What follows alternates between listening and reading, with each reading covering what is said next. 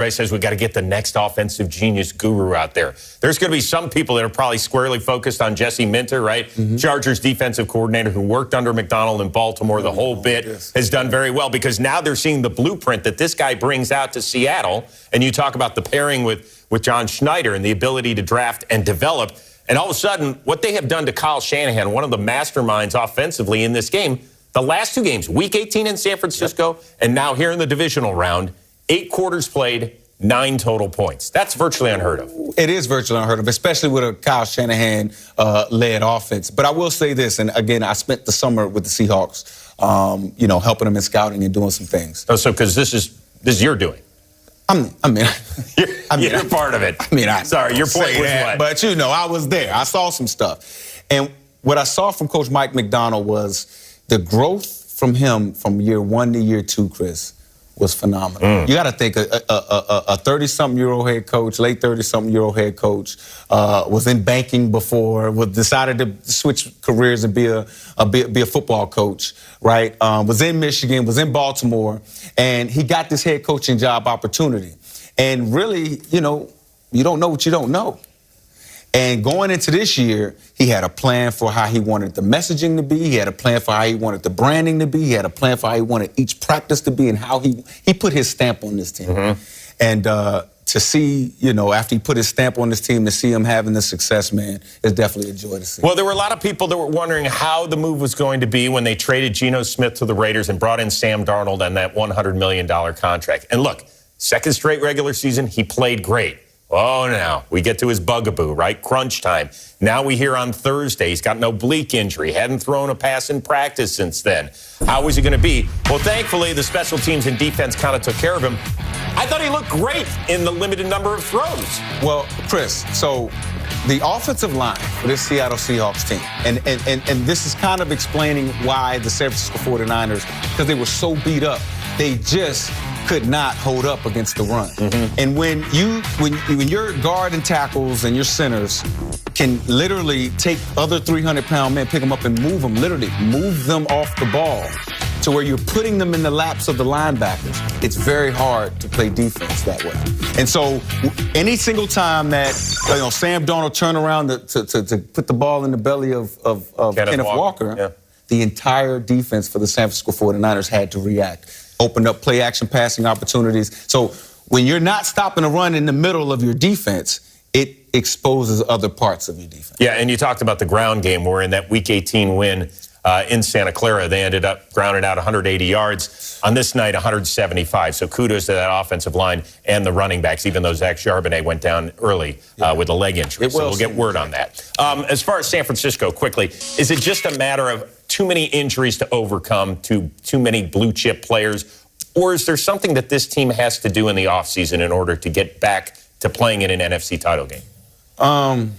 If you look at social media, somebody will say, move the electrical grid that's sitting right next to your practice field. Hey, man, look, I'm just saying, it's out there. But being real, though, I would say that they have to stay healthy.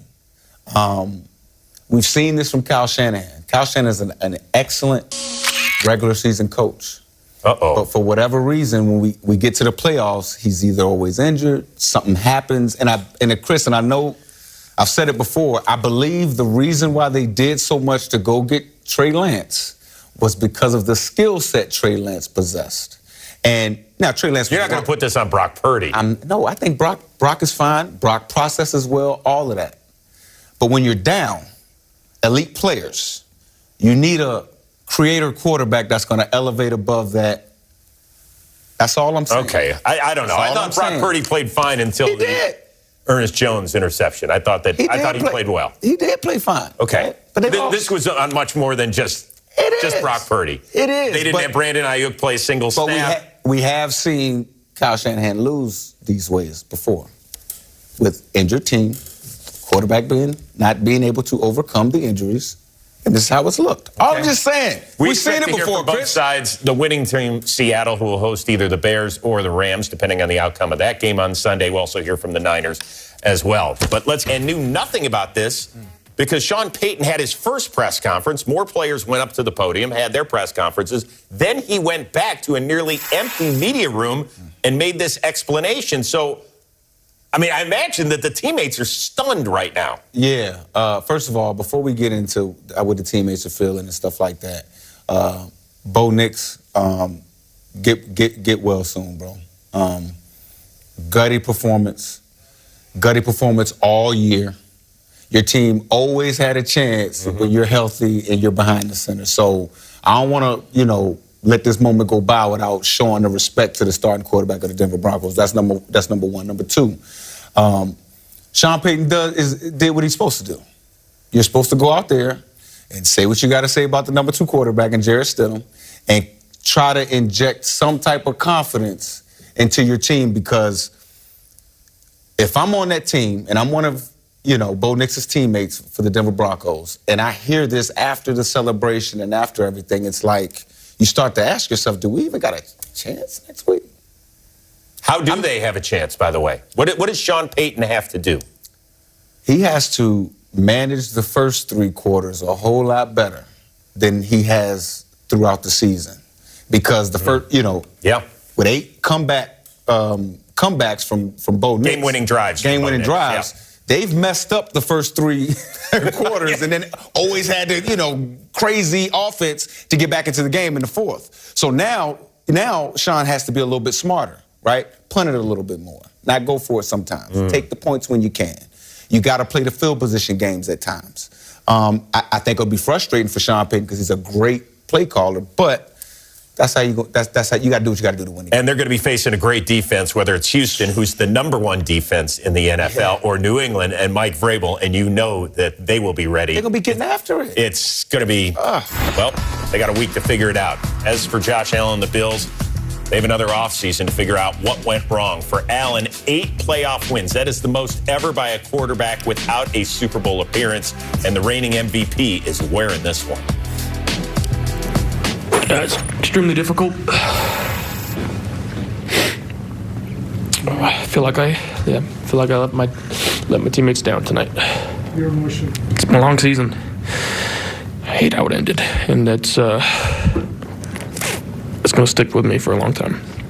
Josh, what did you say to your teammates after the game? I haven't been doing a lot of talking other than I love my teammates, and I'm extremely sorry. I'm disappointed in how this ended. Josh, look, bro, you didn't have the game that you wanted, but you're one man. And I think what we saw on that podium right there was a guy who loves his teammates. I go out there every single training camp and I speak to Josh Allen.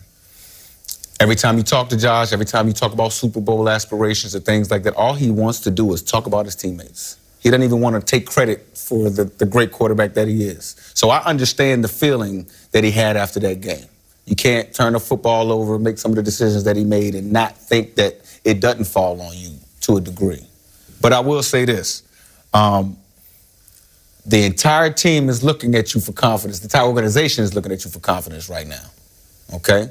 Feel this loss out, but then get back in the weight room, get back on the football field. You're one of the best quarterbacks that this game has ever seen. So I'm a Bills Mafia guy. Yeah, you are. I've jumped on some tables. You almost jumped through this table tonight. I sure did. It was this close, but the table would have won. Yeah, it would have.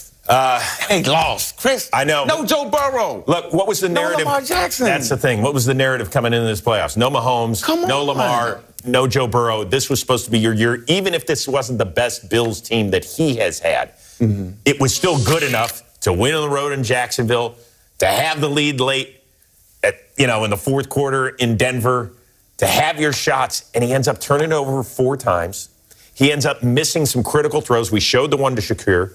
We showed the one to Knox. Those are moments that Josh Allen has made even when he's lost in playoff games. So this one is especially difficult. It is. And, a lot of times when you have so much on your plate, you have so much on your shoulders, and you try so hard, the more you try, it just seems like, the worse the play gets. So I get it. But this is still a great organization, and I believe as long as Josh Allen is healthy, as long as Josh Allen is the quarterback of the Buffalo Bills, their window's open, their Super Bowl window's open. Well, but you missed it this year. Yeah. Oh, my goodness. There are people that are going to say, what does this team do? Like, do they do anything drastic? I mean, let's remember where we were in Week 18. Last game of the regular season, Pittsburgh and Baltimore. We felt like loser leaves town. That's what happened to John Harbaugh. Next week, Steelers lose in the wild card round. Mike Tomlin hits the road by his choosing. Now, I'm not saying you can't blame this on Sean McDermott. You can't. Even though I look online and I see Bills Mafia fans out there saying, what? Another Sean McDermott losing another big game? I get it. He's a great coach. But there is a guy out there that right now that knows how to coach, too, that don't have a job, that used to coach for the Pittsburgh Steelers, Mike Tomlin. And, you know, people have compared Josh Allen to a young Ben Roethlisberger before. I'm just saying. I'm not saying they just should make a coaching change. I'm not saying that. But, damn, Chris, something got to change. But then what is it? Something got to change. What is it? They need more playmakers. Do they? I don't know. They did have the NFL's leading rusher. They got a pretty good group of tight ends. They probably need another receiver that they can really count on. They got fortunate with Brandon Cooks being available late in the year. They don't get a lot of man coverage because Josh Allen can run. Right. They need guys to get in spots. You just got to make the plays. Make the plays. Bills Mafia stand all the way up. Still a fan. Hang in there. I know Bills